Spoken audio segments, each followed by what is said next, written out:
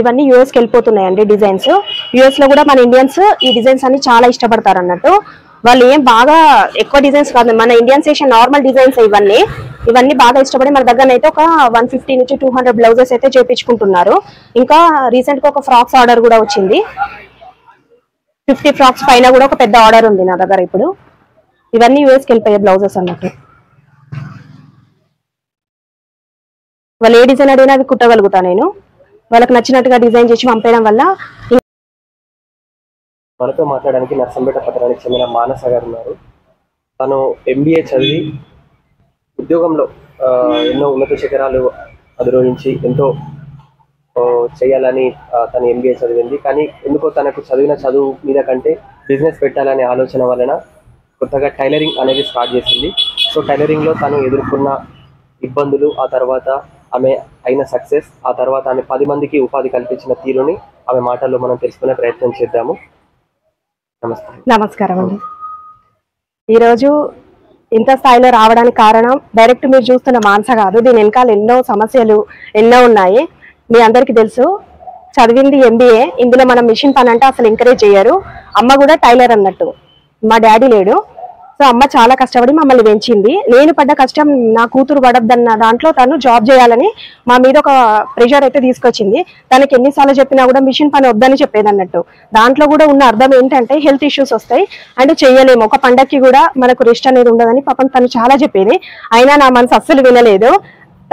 తన మనసు కష్టపెట్టైనా సరే నేను ఇందులోకి వచ్చేసి ఇంకా ఒక 10 మందికి ఉపాధి ఇవ్వాలని చెప్పేసి అయితే నేను ఈ ఫీల్డ్ అయితే ఎంచుకున్నాను. నేను MBA చదివేటప్పుడు సార్ ఒక మాట చెప్పారన్నట్టు, మనం చేసేది చిన్న పనైనా పెద్ద పనైనా మనం ఒక 10 మందికి ఉపాధి ఇచ్చే పనే చేయండి.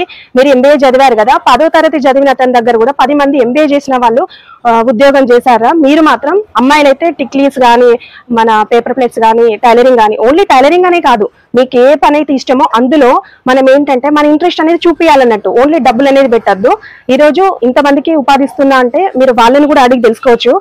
మనకు వచ్చే వాళ్ళు కూడా పాపం చాలా పూర్ నుంచి వచ్చేసి ఒక ఉపాధి కోసం మన దగ్గరికి అయితే వచ్చారు. వాళ్ళకు కూడా అన్ని నేర్పించి నేనైతే అన్ని ట్రైన్ చేసేసి ఇప్పుడు మన ఎక్కడి నుంచి ఎక్కడికి స్టార్ట్ అయ్యామంటే US వరకు వెళ్తున్నాయి.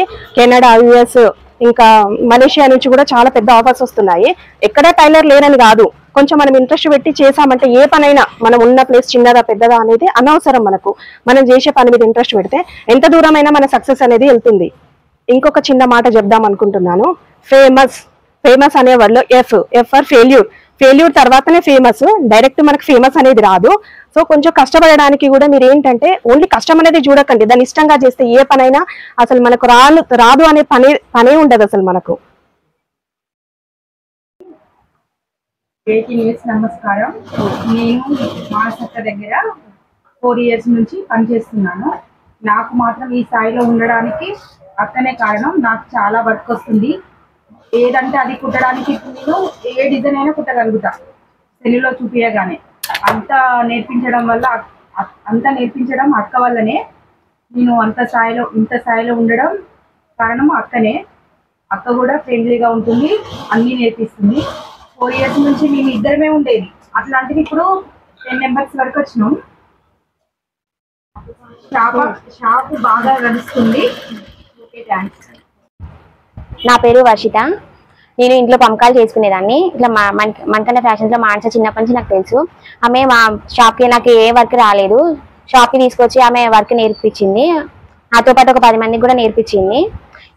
ఇట్లా చేయడం వల్ల నాకు కూడా కొంచెం ఇంట్లో డబ్బులు కొంచెం అందుబాటులో ఉన్నాయి.